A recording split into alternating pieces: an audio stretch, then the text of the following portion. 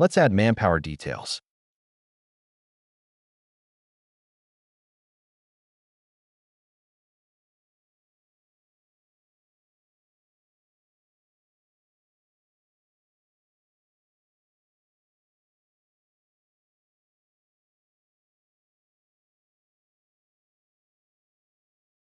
We can add multiple dates based on the day they worked.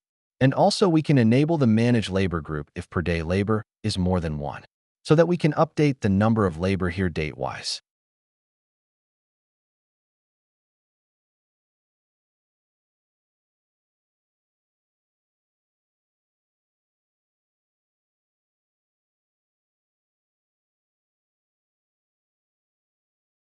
As we can see in Payment tab, Henry named record is auto-created as due payment.